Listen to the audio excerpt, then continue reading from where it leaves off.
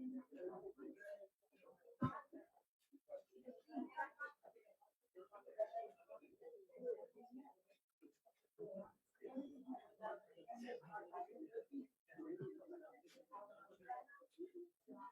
Everyone, I hope कि आप सब बहुत ही अच्छे होंगे।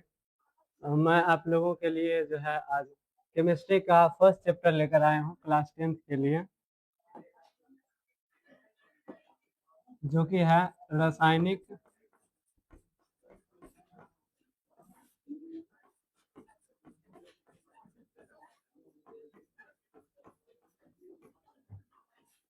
अभिक्रियाएं एवं समीकरण। ये क्लास 10th केमिस्ट्री का जो है फर्स्ट लेक्चर है और इसमें जो है हम लोग मेनली जो है पहले तो इस केमिस्ट्री के फर्स्ट चैप्टर को देखेंगे, इसमें क्या बेसिक है नहीं है। उसके बाद इसके जो बोर्ड लेवल के क्वेश्चंस हमसे पूछे जाते हैं उसको भी प्रैक्टिस करने की कोशिश करेंगे। फिलहाल तो ये आप लोगों के लिए एक बेसिक लेक्चर होने वाला है। मैं आप लोगों के लिए नया हूँ और ऑफकोर्स आप लोग भी मेरे लिए नए हैं।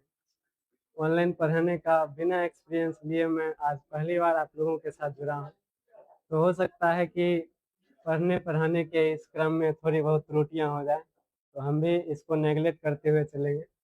तो बात करते हैं, सबसे पहले देखिए, किसी भी केमिस्ट्री, फिजिक्स या कोई भी सब्जेक्ट हो, उसके अध्याय के नाम से ही उसका आधा पोर्शन जो है हमें समझ में आ जाना चाहिए। तो यहाँ पे जब आप देखोगे तो इसका नाम क्या है सर? रासायनिक अभिक्रियाएं एवं समीकरण। जब आप छोटे कक्षा में थे तो आप परिवर्तन पढ़े थे, तो आप सर परिवर्तन पढ़े थे। परिवर्तन का मतलब क्या होता है सर? बदलाव। परिवर्तन को आपने दो तरह से पढ़ा था, एक होता था रासायनिक परिवर्तन और एक होता था भौतिक परिवर्तन। देखिए, जब भी किसी परिवर्तन में नया पदार्थ का निर्माण होता है तो हम उसको कहते हैं कि वो क्या हो रहा है, वहां पे रासायनिक परिवर्तन हो रहा है। और जहाँ कहीं भी जो है नया पदार्थ का निर्माण नहीं होता है, जैसे चौक का चूर्ण बना लिए, क्या आता है सर बार बार, जैसे मान लीजिए चौक का चूर्ण बनाना, तो चौक को अगर हम चूर्ण बनाएंगे, चौर बेसिकली क्या होता है? चौक तो कैल्शियम कार्बोनेट होता है। इसका जब हम लोग चूर्ण बनाते हैं तो भी वो क्या रहता है? कैल्शियम कार्बोनेट ही रहता है। तो कोई नया पदार्थ नहीं बनता है, इसी वजह से जो है उसको हम लोग कहते हैं भौतिक परिवर्तन। जबकि आप देखिएगा, भोजन का पाचन हो गया, भोजन का पाचन हो गया, श्वसन हो गया, या फिर मान लीजिए लोहे में जंग लगना,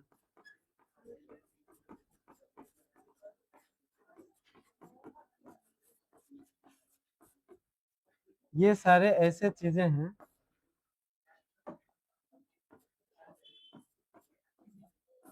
ये सारी ऐसे चीजें हैं जिसमें कि नया पदार्थ बनता है। जैसे भोजन का पाचन होता है तो भोजन के बहुत सारे पार्टिकल्स होते हैं, जैसे प्रोटीन, कार्बोहाइड्रेट, वसा, और ये सारे क्या होते हैं? आप बायो में पढ़े होंगे पोषण वाले अध्याय में। ये सारे हमारे कोशिकाओं में क्या होते हैं सर? ग्लूकोज के फॉर्म में जमा हो जाते हैं, C6H12O6। और जब हम लोग श्वसन करते हैं तो इसी को हम विद ऑक्सीजन तोड़ देते हैं और ये हमारा CO2H2O और साथ में ATP, एडेनोसिन ट्राइफॉस्फेट, यानी ऊर्जा के रूप में जो है बन जाते हैं। तो यहाँ आप देखते हैं कि भाई एक पदार्थ से क्या हो रहा है सर? नया पदार्थ का निर्माण हो रहा है। तो भोजन का पाचन हो गया, श्वसन हो गया, इन सबों में क्या होता है कि नया पदार्थ का निर्माण होता है। और जिस भी परिवर्तन में सर नया पदार्थ बनता है उसे हम लोग क्या कहते हैं? रासायनिक परिवर्तन। तो यहाँ पर रासायनिक अभिक्रिया का मतलब है दुनिया का जो भी रासायनिक परिवर्तन है सर, वो सब क्या कहलाता है? रासायनिक अभिक्रिया कहलाता है। यानी रासायनिक अभिक्रिया एक प्रकार का रासायनिक परिवर्तन है। अब इसमें क्या होता है कि कुछ पदार्थ भाग लेते हैं, जैसे यहाँ पर आप देखें कि नया पदार्थ के रूप में हमारा CO2 और H2O बना, तो इसमें भाग क्या लिया सर? तो ऑक्सीजन गैस और ग्लूकोज, ये दोनों भाग लिया। तो किसी भी रासायनिक अभिक्रिया में जो पदार्थ भाग लेते हैं उसे हम लोग कहते हैं अभिकारक, यानी रिएक्टेंट, और जो पदार्थ बनते हैं उसे हम लोग कहते हैं प्रतिफल। तो रासायनिक अभिक्रिया के दौरान जो पदार्थ भाग लेते हैं उन्हें हम लोग कहते हैं रिएक्टेंट, अभिकारक, और जो पदार्थ बनते हैं उसे हम लोग क्या कहते हैं, तो प्रतिफल कहते हैं। तो आई होप कि यहाँ तक में आपको ये तो पता चल गया होगा कि रासायनिक अभिक्रियाएं क्या हैं। अगर आपसे पूछा जाता है कि भाई रासायनिक अभिक्रिया क्या है, तो आप कहेंगे रासायनिक अभिक्रिया एक प्रकार के रासायनिक परिवर्तन होते हैं जिसमें भाग लेने वाले पदार्थ को अभिकारक एवं बनने वाले पदार्थ को क्या कहते हैं, प्रतिफल या उत्पाद कहते हैं। अब देखिए रासायनिक अभिक्रिया को जब हम निरूपित करते हैं तो रासायनिक अभिक्रिया का जो निरूपण है वो समीकरण कहलाता है। समीकरण में अगर आप अभिकारक और प्रतिफल के नाम का यूज कर रहे हैं, जैसे यहाँ पे हम लिख रहे हैं, एक सेकेंड,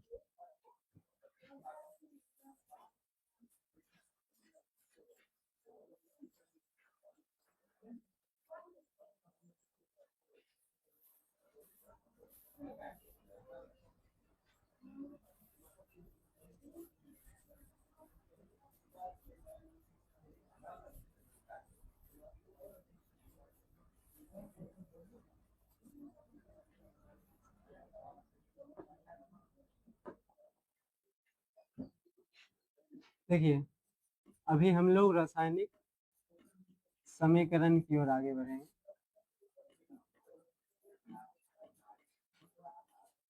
हम लोग पहले ये देख रहे हैं कि भाई समीकरण क्या है।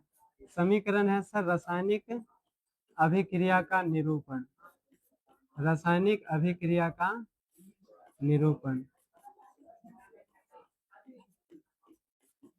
यहाँ आप देखिएगा कि जैसे हम लिख रहे हैं हाइड्रोजन गैस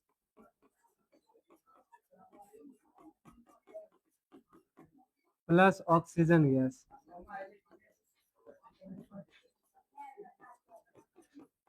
उसके बाद एरो दिए और यहाँ लिखे जल। तो इस निरूपण से हमें ये पता चला कि भाई हाइड्रोजन गैस और जो ऑक्सीजन गैस है ये दोनों आपस में मिलकर किसका निर्माण किया है, जल का। यहाँ पर हमने क्या किया, अभिकारक और प्रतिफल इसके नाम का शब्द लिखा, इस वजह से इसे हम लोग कहेंगे सर शब्द समीकरण।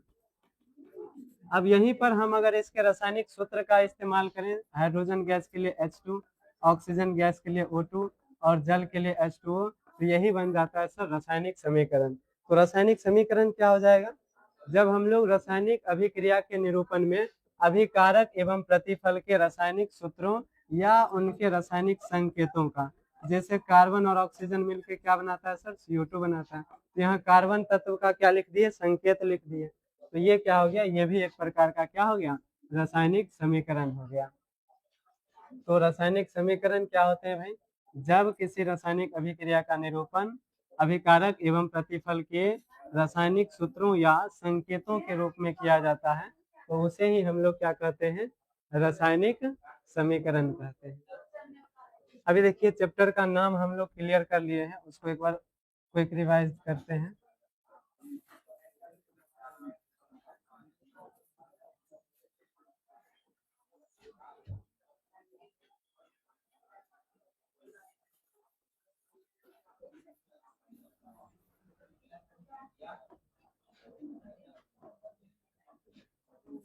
चैप्टर का नाम था रासायनिक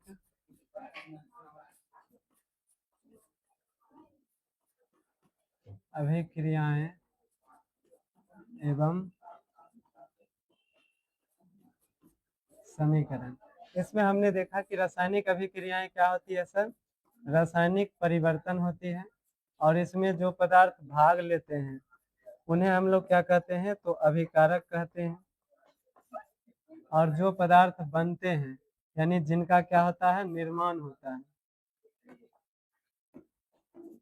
जिनका क्या होता है सर, निर्माण होता है, उन्हें हम लोग क्या कहते हैं सर, प्रतिफल या उत्पाद कहते हैं।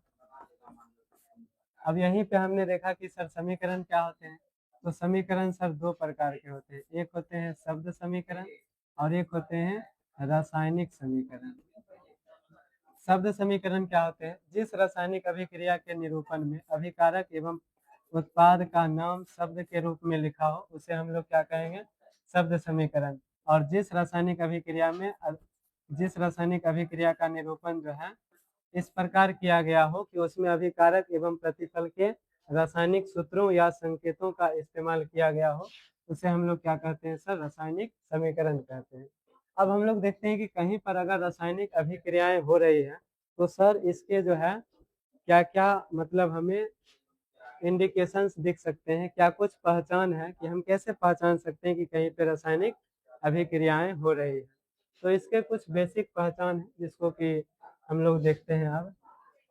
तो अब हम लोगों का टॉपिक होगा सर रासायनिक अभिक्रिया की पहचान यानी रासायनिक अभिक्रिया की विशेषताएं।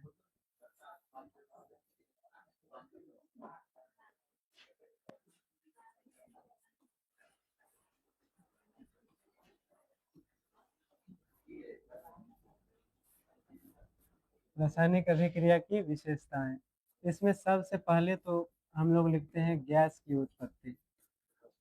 देखिए अक्सर जो रासायनिक अभिक्रियाएं होती हैं उनमें कई बार क्या होता है, गैस की उत्पत्ति होता है। जैसे अगर कैल्शियम कार्बोनेट को क्या कर दिया जाए, गर्म कर दिया जाए तो कैल्शियम का ऑक्साइड बनता है और साथ में कौन सा गैस बनता है सर? CO2 बनता है। इसी प्रकार अगर आप पोटासियम क्लोरेट को गर्म करते हैं तो क्या बनता है सर? पोटासियम क्लोराइड बनता है और साथ में क्या बनता है? ऑक्सीजन गैस बनता है। तो सबसे पहले तो रासायनिक अभिक्रिया की अगर विशेषताएं देखें तो इसमें हमें क्या देखने को मिलता है? पहली बात कि कुछ रासायनिक अभिक्रियाओं में किसका निर्माण होता है सर? गैस का निर्माण होता है। वहीं अगर हम बात करें दूसरी तो कई बार हमें ये भी देखने को मिलता है रासायनिक अभिक्रियाओं में अवक्षेप का जो है अवक्षेप की क्या होती है? उत्पत्ति होती है। अवक्षेप क्या होती है कि जैसे मान लीजिए रासायनिक अभिक्रिया में विलयन के अंदर किसी पदार्थ का निर्माण हुआ, कहाँ पर? विलयन के अंदर, और वो पदार्थ विलयन में घुला नहीं बल्कि वो पदार्थ क्या हुआ? विलयन के तली में जाके बैठ गया, तली के ऊपर जो है बैठ गया। तो अगर किसी रासायनिक अभिक्रिया में विलयन में ऐसे पदार्थ का निर्माण होता है जो कि विलयन में तली में जाके बैठ जाता है तो उसे हम लोग कहते हैं सर प्रेसिपिटेट यानी अवक्षेप। और कई बार रासायनिक अभिक्रिया में इसका भी निर्माण होता है। इसका एक बहुत फेमस एग्जाम्पल है सोडियम क्लोराइड की अभिक्रिया। अगर आप सिल्वर नाइट्रेट से कराएंगे तो आपको सोडियम नाइट्रेट मिलेगा और साथ में आपको मिलेगा सिल्वर क्लोराइड। और यहाँ सिल्वर क्लोराइड जो होता है सर वो क्या होता है? प्रेसिपिटेट यानी अवक्षेप होता है। तो रासायनिक अभिक्रिया के पहचान में पहले हमने देखा कि इसमें गैस की उत्पत्ति देखने को मिल सकती है। दूसरा हमने देखा कि भाई इसमें जो है अवक्षेप की उत्पत्ति देखने को मिल सकती है। तीसरा अगर हम लोग बात करें तो हमें मिल सकती है आगे मान लीजिए रंग में परिवर्तन। आगे हमें क्या देखने को मिल सकता है सर? रंग में परिवर्तन देखने को मिल सकता है। तो थर्ड जो हमारा टॉपिक होगा वो होगा रंग में परिवर्तन।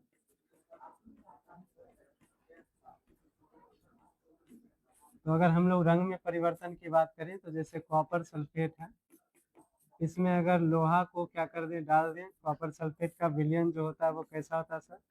नीला होता है, इसलिए इसका नाम होता है सर नीला थोथा। इसमें अगर लोहा को हम लोग डाल दें तो क्या होता है? आयरन सल्फेट बनता है जो कि कैसा होता है? हरा। इसको हम लोग ब्लू विट्रियल कहते हैं और इसे हम लोग ग्रीन विट्रियल कहते हैं। इसको हरा कशिश बोला जाता है हिंदी में। इसका निर्माण होता है और कॉपर जो होता है वो क्या हो जाता है? विलयन से अलग यानी पृथक हो जाता है। यहाँ आप देख रहे हैं कि जो नीला विलयन है उसमें लोहा डालने पर उसका रंग कैसा हो गया? हरा हो गया। तो कई बार जब रंग में परिवर्तन आपको दिखे तो आप समझ जाइएगा कि वहाँ भी क्या हो रहा है? रासायनिक अभिक्रिया हो रहा है। नेक्स्ट अगर हम लोग बात करें तो कई बार आपको ताप में परिवर्तन भी देखने को मिलते हैं सर। कुछ ऐसी रासायनिक अभिक्रियाएं हैं जिन्हें करने के लिए हमें तापमान की आवश्यकता होती है। जैसे अगर आप नाइट्रोजन और ऑक्सीजन की अभिक्रिया कराना चाहेंगे तो आपको जो है उष्मा की जरूरत होगी, तब आप जो है नाइट्रोजन का मोनोऑक्साइड बना पाएंगे। और कुछ ऐसे रिएक्शन है जैसे अगर आप कार्बन का दहन करेंगे सर तो CO2 बनेगा और साथ में क्या बाहर आएगी सर? हीट यानी उष्मा।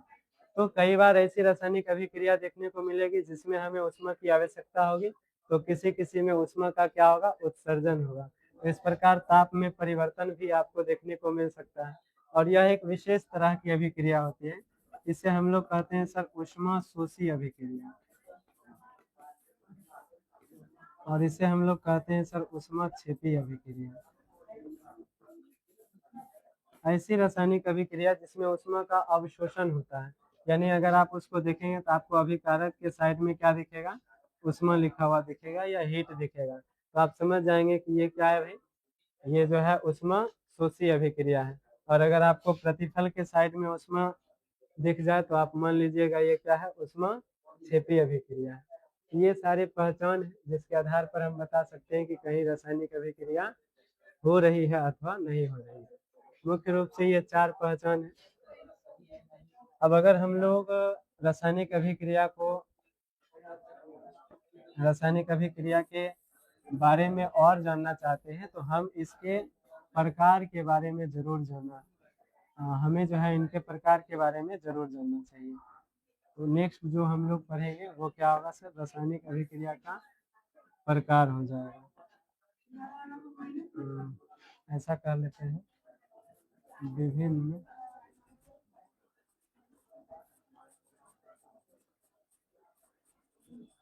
प्रकार की रासायनिक अभिक्रियाएं। तो विभिन्न प्रकार की रासायनिक अभिक्रियाओं में हम लोग देखते हैं, सबसे पहला जो हमारा टाइप है सर वो है संयोजन या संश्लेषण अभिक्रिया। संयोजन या संश्लेषण अभिक्रिया। अब देखिए इसके नाम में ही है संयोजन या संश्लेषण। संयोजन का मतलब होता है जुड़ना। जैसे देखिए इसके बारे में लिखा जाता है कि दो या दो से अधिक पदार्थ जब आपस में मिलकर एक नए पदार्थ का निर्माण करता है,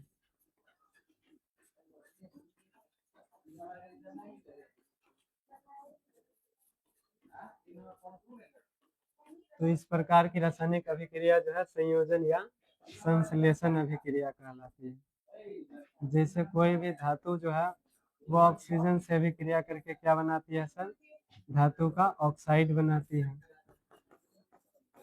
तो यहाँ पे एक चीज और ध्यान रखिएगा कि धातु के जितने भी ऑक्साइड होते हैं वो क्षारीय प्रकृति के होते हैं। वैसे इसके बारे में हम लोग धातु और अधातु चैप्टर में जरूर पढ़ेंगे। बाकी देखिए इसमें क्या हुआ, दो पदार्थ आपस में मिलकर एक पदार्थ का निर्माण हुआ। जैसे देखिए कार्बन क्या है, अधातु है जो कि रिएक्शन करता है ऑक्सीजन से तो CO2 बनाता है, और धातु का ऑक्साइड जो होते हैं वो अम्लीय प्रकृति के होते हैं। यहाँ आप देखते हैं कि दो पदार्थ मिलकर एक पदार्थ का निर्माण कर रहा है, यानी ये क्या है सर, संयोजन या संश्लेषण अभिक्रिया है। इसी का जस्ट अपोजिट होता है वियोजन या अपघटन अभिक्रिया। वियोजन या अपघटन अभिक्रिया। वियोजन या अपघटन अभिक्रिया क्या होता है, इसका जस्ट उल्टा, जब एक पदार्थ जो है दो या दो से अधिक पदार्थों में टूटकर नए पदार्थ का निर्माण करता है। जैसे मान लीजिए कैल्शियम कार्बोनेट जो है वो टूटकर CaO और CO2 बना रहा है। जैसे पोटासियम क्लोरेट जो है वो टूटकर क्या बना रहा है, KCl और O2 बना रहा है।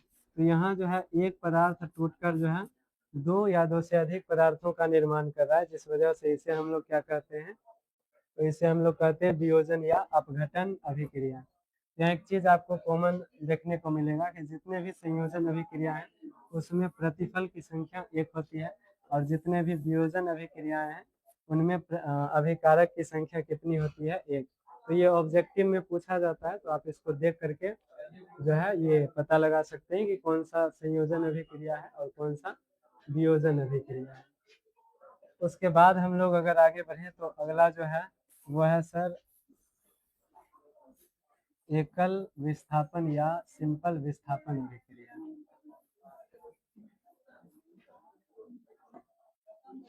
आगे जो है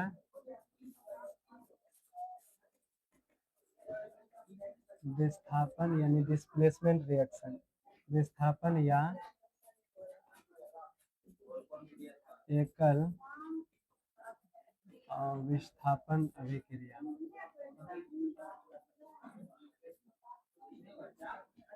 तो विस्थापन या एकल विस्थापन अभिक्रिया को पढ़ने से पहले आप थोड़ा जान लीजिए कि जिंक जो होता है सर लोहा से अधिक क्रियाशील होता है, और जो कॉपर होता है वो क्या होता है सर, कॉपर जो होता है कम क्रियाशील होता है हाइड्रोजन से भी। ये थोड़ा सा आपको क्या पता रहना चाहिए, क्योंकि कुछ रिएक्शन तो हमें यहाँ पे क्या होगा पढ़ना पड़ेगा।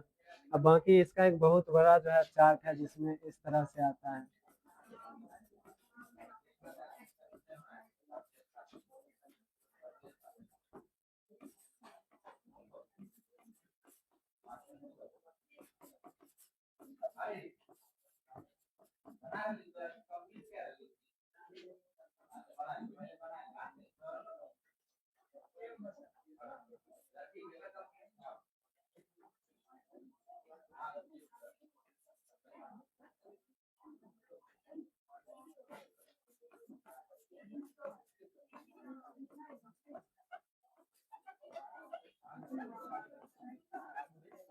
ये जो है धातुओं की क्रियाशीलता श्रेणी है, जिसमें यह एक और धातु है। यहाँ हाइड्रोजन से नीचे जो भी धातु हैं ये सारे ऐसे धातु हैं जो हाइड्रोजन से कम क्रियाशील हैं। इसलिए इस तरह के जो धातु हैं वो हाइड्रोजन के को जो है विलयन से विस्थापित नहीं करते हैं। और आपके एग्जाम में कई बार पूछा जाता है कि कौन से वैसे धातु हैं जो अम्ल से भी क्रिया नहीं करते हैं। तो ये सारे ऐसे धातु हैं जो कि अम्ल से भी क्रिया नहीं करेंगे, क्योंकि जितना भी अम्ल होगा उसमें हाइड्रोजन आपको मिलेगा। हाइड्रोजन को विस्थापित करेंगे तो ही हाइड्रोजन से H+ आयन मिलेगा। ये सारे ऐसे धातु हैं जो कि हाइड्रोजन से भी कम क्रियाशील हैं, तो ये क्या करेंगे, तो ये हाइड्रोजन को भी विस्थापित नहीं कर पाएंगे।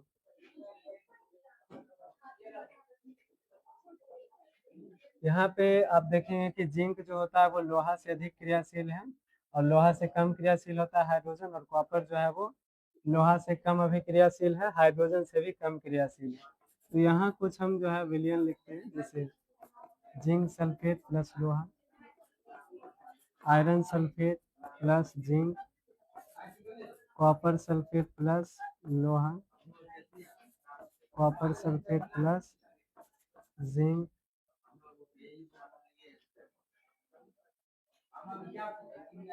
तो यहाँ पे कुछ हमने रिएक्शन लिखा है, अब इस रिएक्शन को देखते हैं बना करके। तो यहाँ पर आप देखिएगा कि ये क्या है सर, ये लोहा है, और यहाँ पर जो पहला धातु है वो क्या है, जिंक है। यहाँ देखिएगा लोहा जो है ये क्या है सर, कम अभिक्रियाशील है, और जिंक जो है सर ये क्या है सर, ज्यादा अभिक्रियाशील है। इस वाले क्रम से आप याद रख सकते हैं कि लोहा से ज्यादा क्रियाशील कौन है, जिंक। तो क्या कम क्रियाशील वाले तत्व अधिक क्रियाशील वाले तत्व को विस्थापित कर पाएंगे, नहीं। देखिए जब इसका हम परिभाषा पढ़ते हैं तो यहाँ एक चीज लिखा जाता है कि विस्थापन अभिक्रिया ऐसी अभिक्रिया है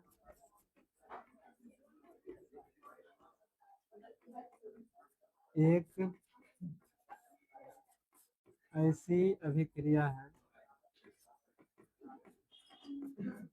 जिसमें अधिक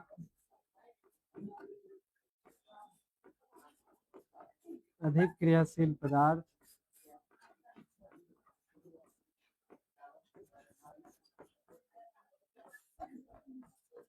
कम क्रियाशील पदार्थ को उसके विलयन से विस्थापित कर देता है। जो अधिक क्रियाशील पदार्थ है वो जो है कम क्रियाशील पदार्थ को विस्थापित करता है। ये तो कम क्रियाशील पदार्थ है, क्या ये इसको विस्थापित कर पाएगा, नहीं। इसलिए यहाँ पर जो आंसर होगा वो क्या होगा सर, नो रिएक्शन। वहीं अगर यहाँ पे हम बात करें तो ये क्या है सर, Fe है, और ये क्या है, जिंक। जिंक Fe से ज्यादा क्रियाशील है, इसलिए जिंक जो है वो लोहा को विस्थापित कर देगा विलयन से। तो यहाँ किसका निर्माण होगा, जिंक सल्फेट का निर्माण होगा। सिमिलरली कॉपर से अधिक अगर लोहा क्रियाशील है तो ये क्या बनाएगा, FeSO4 प्लस Cu। उसके बाद यहाँ कॉपर जो है उससे अधिक जिंक क्रियाशील है तो ये भी क्या बना लेगा, जिंक SO4 प्लस Cu। तो इस प्रकार के रिएक्शन को हम लोग कहते हैं सर विस्थापन अभिक्रिया, जिसमें अधिक क्रियाशील पदार्थ जो होते हैं वो कम क्रियाशील पदार्थ को उसके विलयन से क्या कर देते हैं, विस्थापित कर देते हैं। उसके बाद अगर हम लोग द्वैय विस्थापन की बात करें, क्योंकि इसके बाद जो आता है वो क्या आता है सर, एकल विस्थापन के बाद आता है द्वैय विस्थापन। इसको अगर आप चाहें तो नोट कर सकते हैं कि कौन सा धातु जो है उसकी क्रियाशीलता कितने नंबर स्थान पर आती है।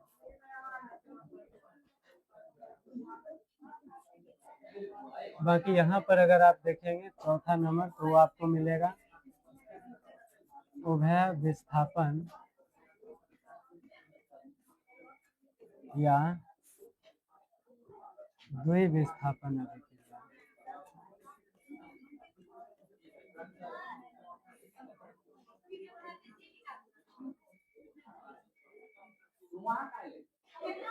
तो उभय विस्थापन या द्वैय विस्थापन अभिक्रिया क्या होती है, ऐसी अभिक्रिया जिसमें अभिकारक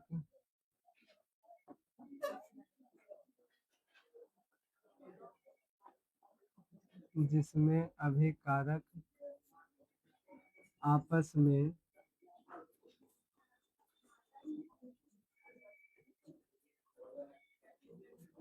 आयनों का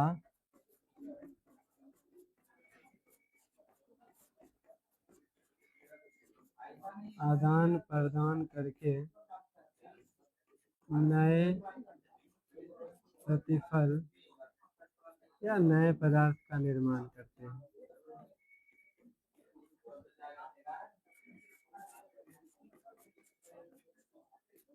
तो इसमें जैसे एग्जांपल ले लीजिए क्या कि भाई HCl है, ये NaOH के साथ रिएक्शन करेगा, तो HCl में ये प्लस और ये माइनस पार्ट है, Na प्लस और OH क्या है, माइनस पार्ट है। तो यहाँ H जो है वो किसके साथ, OH के साथ रिएक्शन कर लेता है, HOH बनाता है, जिसे कि नॉर्मली हम क्या कहते हैं H2O यानी जल। और साथ में क्या बना लेता है सर, Na जो है वो Cl से रिएक्शन कर लेता है। तो ये धनायन इसके ऋणायन से भी क्रिया करता है और इसका धनायन इसके ऋणायन से, तो एक तो जल का निर्माण हो जाएगा और दूसरा यहाँ NaCl का निर्माण हो जाएगा। और भी एग्जाम्पल आप ले सकते हैं इसी तरह के।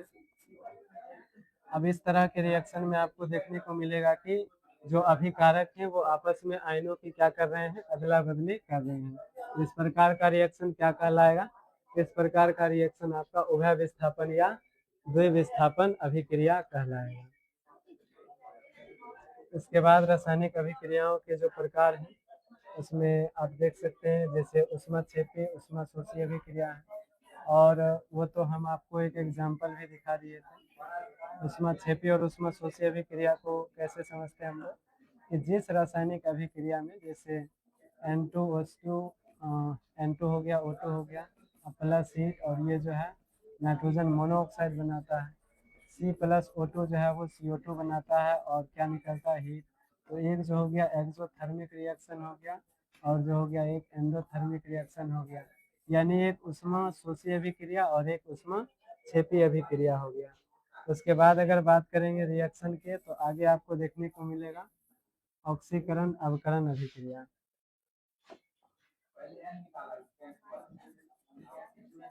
सबसे पहले तो हम लोग समझते हैं सर ऑक्सीकरण यानी ऑक्सीडेशन रिएक्शन, या इसी को कहते हैं उपचयन अभिक्रिया। तो जब आप उपचयन अभिक्रिया की बात करेंगे तो यहाँ पर बेसिक इसका परिभाषा क्या है कि ऐसी अभिक्रिया जिसमें ऑक्सीजन का योग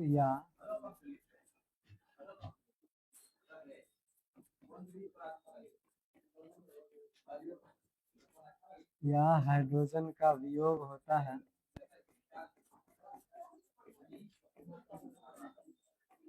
उसे हम लोग कहते हैं ऑक्सीकरण अभिक्रिया। और इसको अगर आप उल्टा दीजिएगा तो बन जाएगा अवकरण अभिक्रिया। अवकरण अभिक्रिया को हम लोग कहते हैं अपचयन अभिक्रिया। ये अपचयन अभिक्रिया क्या होता है, तो ऐसी अभिक्रिया जिसमें क्या हो, जस्ट इसको क्या कर देना, ऑक्सीकरण का उल्टा, जिसमें हाइड्रोजन का योग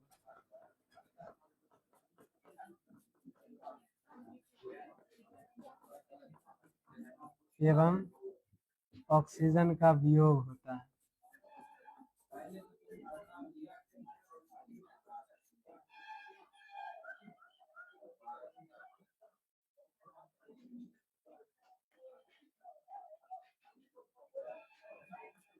ऑक्सीजन का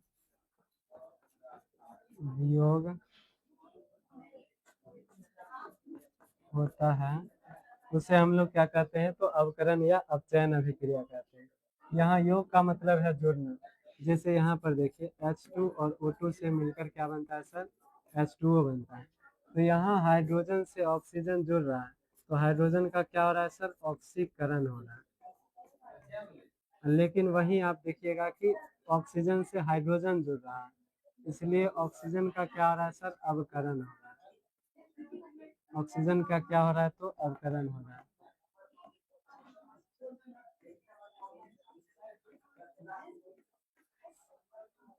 नॉर्मल अगर आप एग्जांपल देखिएगा तो जैसे कार्बन से ऑक्सीजन जुड़ा तो क्या हुआ, CO2 बना, तो इसमें ऑक्सीजन का योग हो रहा है कार्बन में, तो कार्बन का क्या हो रहा है, ऑक्सीकरण हो रहा है।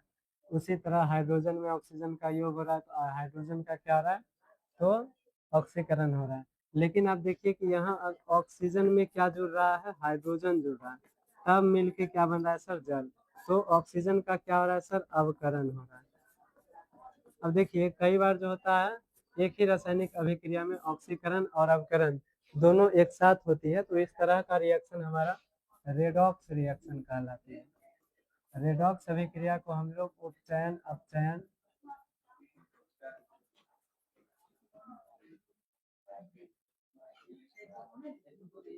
उपचयन अपचयन या ऑक्सीकरण अवकरण अभिक्रिया कहते हैं। ऑक्सीकरण अवकरण अभिक्रिया कहते हैं। ये भी आपको देखने को मिलेगा कि एक ही रिएक्शन में अगर ऑक्सीकरण और अवकरण दोनों हो रहा है, जैसे for example of this one, इसको अगर आप देखिएगा तो यहाँ आपको ऑक्सीकरण और अवकरण दोनों देखने को मिल रहा है। ये क्या हो जाएगा, एक प्रकार का रेडॉक्स रिएक्शन हो जाएगा। एक बात और जो यहाँ समझना है सर, वो क्या है, ऑक्सीकारक और अवकारक। ऑक्सीकारक और सर अवकारक, जिस पदार्थ का ऑक्सीकरण होता है, जिसका ऑक्सीकरण होता है, सॉरी जिसका जो है अवकरण होता है, वो पदार्थ क्या होते हैं सर, ऑक्सीकारक होते हैं। और अपोजिट करिएगा कि जिस पदार्थ का ऑक्सीकरण होता है वो क्या हो जाएगा, तो अवकारक हो जाएगा। जैसे यहाँ देखिए हाइड्रोजन का क्या हुआ, ऑक्सीकरण, तो हाइड्रोजन क्या हो गया सर, अवकारक हो गया। और ये ऑक्सीजन क्या हो गया सर, ऑक्सीकारक हो गया। यहाँ आप देखिएगा इससे ऑक्सीजन जुड़ा तो इसका ऑक्सीकरण हो रहा है, और अगर कार्बन का सर ऑक्सीकरण हो रहा है तो कार्बन क्या हो जाएगा सर, अवकारक हो जाएगा। कार्बन क्या हो जाएगा, अवकारक। यहाँ आप देखिए हाइड्रोजन का अवकरण हो रहा है, सॉरी ऑक्सीजन का, यहाँ कार्बन का जो है ऑक्सीकरण हो रहा था तो कार्बन क्या था, अवकारक। तो वैसे यहाँ पे ऑक्सीजन का अवकरण हो रहा है तो ये हो जाएगा ऑक्सीकारक। तो ये था सर ऑक्सीकरण और अवकरण अभिक्रिया। हमारे दैनिक जीवन में ऑक्सीकरण और अवकरण अभिक्रिया के बहुत सारे यूज हैं, इसको भी हमको देख लेना चाहिए। ये भी पूछा जाता है कई बार 5 मार्क्स में, बिहार बोर्ड में तो 1-2 बार पूछा भी गया है कि भाई ऑक्सीकरण,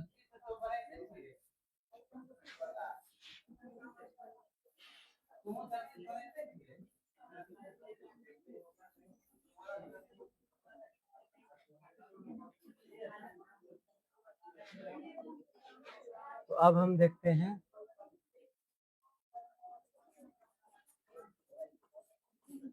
हमारे दैनिक जीवन में ऑक्सीकरण अवकरण अभिक्रिया के, ऑक्सीकरण अवकरण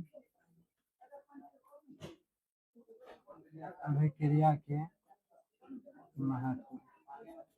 यहाँ पर ऑक्सीकरण अवकरण अभिक्रिया यानी क्या हो जाएगा सर, रेडॉक्स रिएक्शन के हमारे दैनिक जीवन में क्या महत्व है। तो सबसे पहले तो यहाँ आप एक एग्जांपल याद रखिए सर, भोजन का पाचन।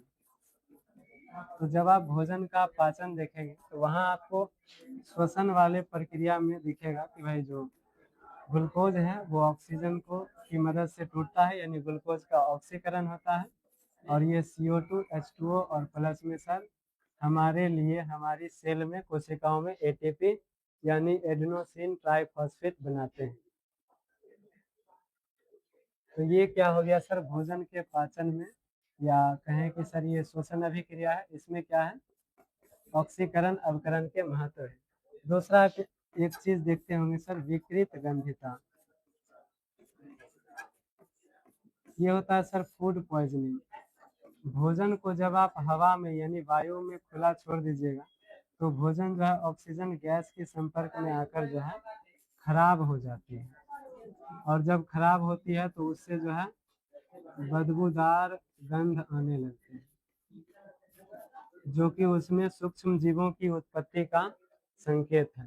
तो यहाँ भी आप देखिएगा कि सर भोजन का खराब होना क्या होता है सर, तो भोजन का खराब होना विकृत गंधिता कहलाता है, और वो भी ऑक्सीजन का योग यानी ऑक्सीकरण अभिक्रिया का है, क्या है, एक उदाहरण है। तो ये भी आप देखिएगा कि हमारे दैनिक जीवन में इसका महत्व कितना है, ऑक्सीकरण अवकरण अभिक्रिया का। इसी प्रकार और भी सारे जो हैं इसके महत्व हैं, जैसे आप देखिएगा धातुओं का क्षरण, धातु का संक्षरण, संक्षरण।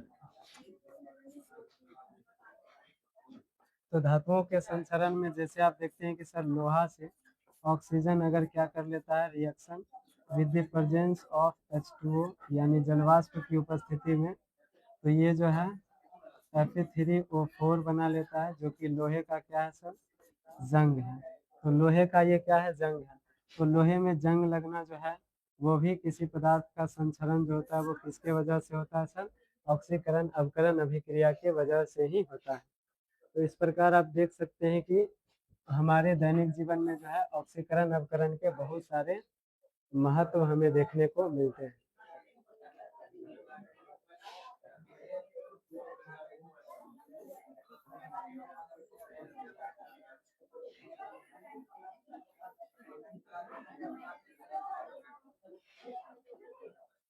इसके अलावा एक फोर्थ जब आप एग्जांपल देखेंगे किण्वन का, तो किण्वन जो होता है ये किस में देखने को मिलता है सर, ईस्ट नामक सूक्ष्म जीव में, जो कि एक प्रकार के क्या होते हैं, कवक होते हैं।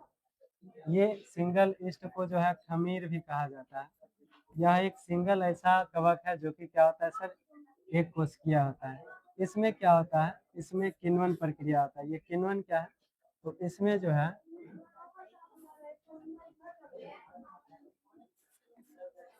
एल्कोहल में इथेनॉल का निर्माण होता है, और इथेनॉल के साथ साथ क्या बनता है सर, CO2 बनता किससे है, तो ये बनता है ग्लूकोज से।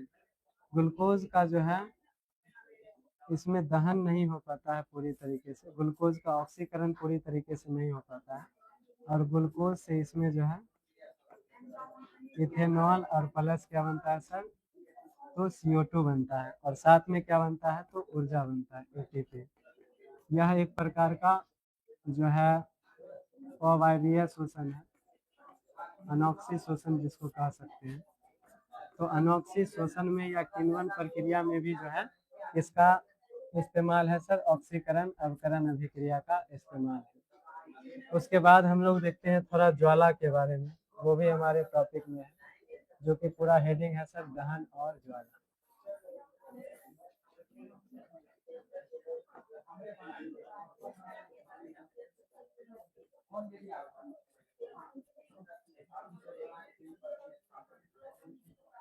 दहन का मतलब क्या होता है सर, चीजों का जलना, क्या कहलाता है, दहन। और जो पदार्थ जलते हैं उसे नॉर्मली हम कहते हैं ईंधन।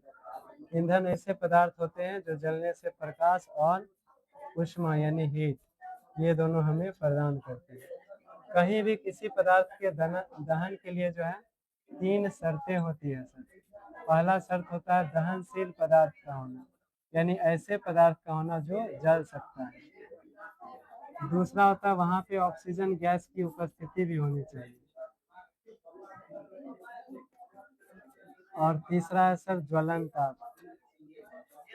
ज्वलन ताप क्या होता है कि जैसे मान लीजिए यहाँ कागज है और कागज के टुकड़ा में अगर आप आग लगाएंगे माचिस से, और यही मान लीजिए लकड़ी का एक छोटा सा क्या है सर तख्ता है, उसमें अगर आप आग लगाएंगे इसको कम देर तक गर्म करना पड़ेगा, इसको ज़्यादा देर तक गर्म करना पड़ेगा, तब ये जाके क्या पकड़ेगा आग। तो ज्वलन ताप होता है किसी भी पदार्थ को दिया गया वह कम से कम यानी न्यूनतम ताप जिस पर वो आग पकड़ लेता है। तो आप देखते हैं यहाँ कि भाई कागज का ज्वलन ताप कम है क्योंकि वो जल्दी आग पकड़ लेता है, और जबकि जो लकड़ी के तख्ते हैं उसका जो है ज्वलन ताप थोड़ा अधिक है क्योंकि वो देर से आग पकड़ती है। तो ये तीन चीज अगर प्राप्त हो जाती है तो किसी भी पदार्थ में क्या हो जाएगा, उस पदार्थ का दहन शुरू हो जाएगा। अब अगर किसी ईंधन का दहन होता है तो उससे बनता क्या क्या है, तो उससे दो चीजें बनती है।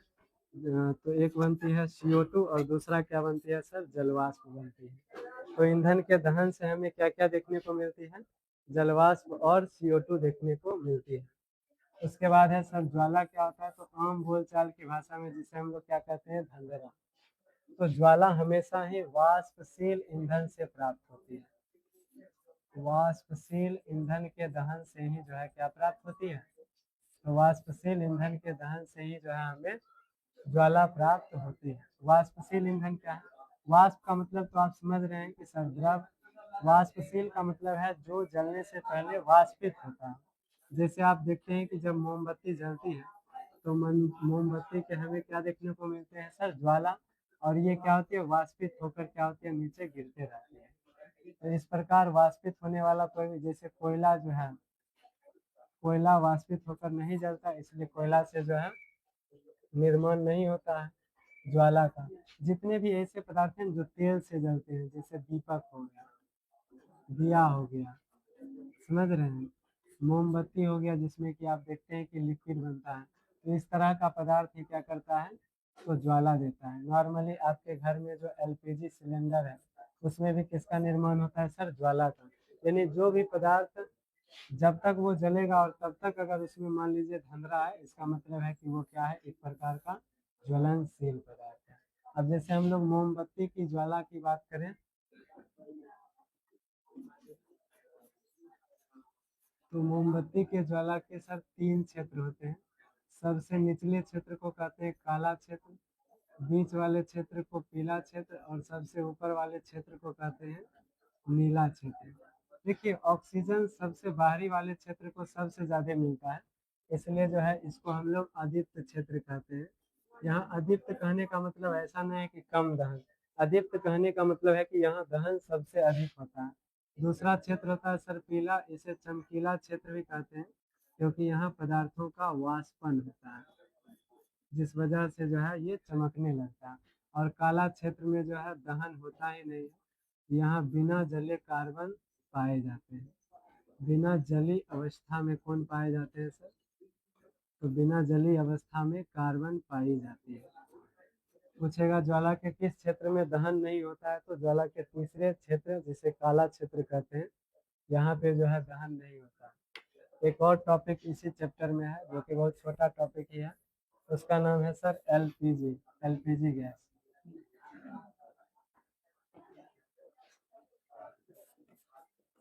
ये एलपीजी गैस आप देखते होंगे आपके घरों में जो है सिलेंडर देखने को मिलता है नॉर्मली, मान लीजिए HP का, तो उसमें ही क्या होता है, एलपीजी होता है। इसका पूरा नाम होता है सर द्रवीभूत पेट्रोलियम गैस।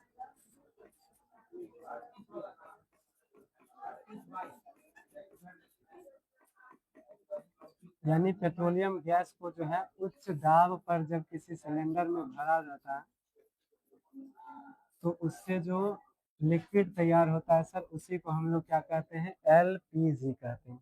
इसमें मुख्य रूप से कौन से पेट्रोलियम गैस में कौन से गैस को जो है उच्च दाब पर भरा जाता है, तो उसका नाम याद रखिएगा सर, ब्यूटेन।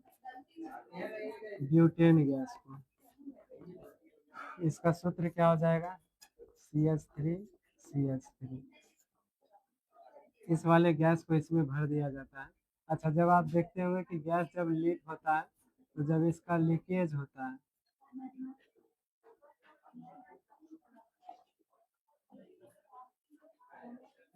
जब इसका क्या होता है सर, लीकेज होता है, तो वहाँ आपको जो है कुछ गंध देखने को मिलती है, क्योंकि गंध के लिए इसमें जो है एथिल मर कैप्टन मिलाया जाता है। एथिल मर कैप्टन, जिसका सूत्र होता है सर C2H5SH। तो इस प्रकार आप देखते हैं कि ये जो एलपीजी गैस है, इसमें जो है मुख्य अवयव क्या होते हैं, तो ब्यूटेन होते हैं, और इसमें गंध के लिए जो है for smell purpose, smelling purpose के लिए क्या लगाया जाता है, कौन सा गैस भरा जाता है, तो एथिल मरकैप्टन, जिसका सूत्र होता है C2H5SH। तो ये उसमें आपको देखने को मिलते हैं।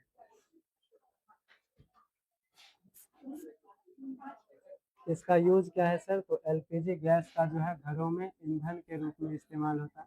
हम लोग खाना पकाते हैं ना जी, तो खाना पकाने में इसका इस्तेमाल होता है घरों में ईंधन के रूप में। तो इस चैप्टर का लगभग ओवरव्यू में जो है इतना ही चीज़ इस चैप्टर में दिया गया है, जिसको आप बुक से अगर आप पढ़ेंगे तब आपको सारी की सारी चीज़ें जो है बहुत ही आसानी से क्लियर हो जाएगा। इसमें एक चीज़ जो है रासायनिक समीकरण के तौर पर कई बार पूछा जाता है कि बताइए रासायनिक समीकरण में जो है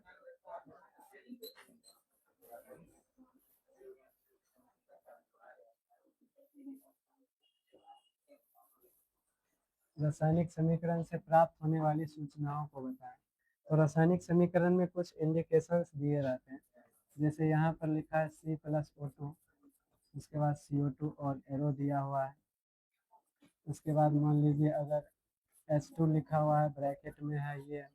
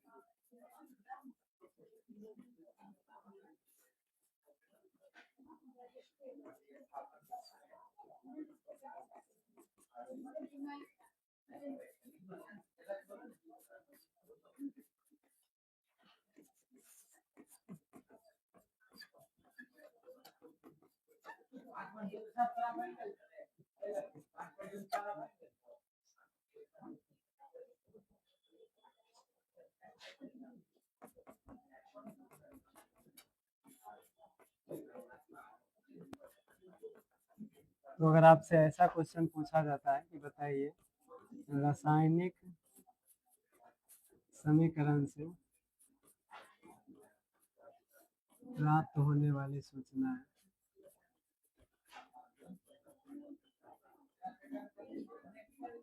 तो आप इस प्रकार से एग्जाम्पल के साथ जो है उन्हें बता सकते हैं कि भाई रासायनिक समीकरण से गैस की उत्पत्ति की सूचनाएं मिलती है, जिसमें गैस को ऊपर के साइड एरो के निशान से लिखा जाता है। उसमें पदार्थ की अवस्थाओं के बारे में पता चलता है, जिसमें पदार्थ के बगल में अगर क्या ब्रैकेट में S लिखा है तो इसका मतलब है सर सॉलिड यानी ठोस। अगर ब्रैकेट में L लिखा है तो इसका मतलब है सर लिक्विड, लिक्विड यानी सर द्रव। और अगर ब्रैकेट में G लिखा है, G for gas mean sir gas. तो इस प्रकार अवस्थाओं की जानकारी होती है। अगर नीचे के साइड में एरो दिया हुआ है तो अवक्षेप का निर्माण होता है, अवक्षेप की जानकारी मिलती है। वहीं अगर उष्मा आपको अभिकारक के साइड में मिलती है तो आपको ये जानकारी मिलती है कि ये जो है उष्मा शोषी अभिक्रिया है। और वहीं अगर आपको उत्पाद में उष्मा मिलती है तो आपको ये जानकारी मिलती है, ये जो है उष्मा क्षेपी अभिक्रिया है। तो तापमान की, और देखिए जब तीर चिन्ह के ऊपर या नीचे कोई पदार्थ मिलता है, आपको लिखा हुआ मिलता है, तो ये होता है सर उत्प्रेरक। तो आपको रासायनिक समीकरण से जो है उत्प्रेरक की भी जानकारी मिलती है। तो वहाँ तो पूछा जाता है कि भाई कोई दो ऐसी सूचनाएं बताओ जो कि क्या होती है, रासायनिक अभिक्रिया में देखने को मिलती है। तो इस प्रकार से जो है इस पूरे चैप्टर को आप क्विक रिवाइज कर सकते हैं, और इसके बाद आप अपने नोट्स को रिवाइज करेंगे तो आपको सारी की सारी चीज़ें जो है पूरी तरीके से क्लियर हो जाएगा।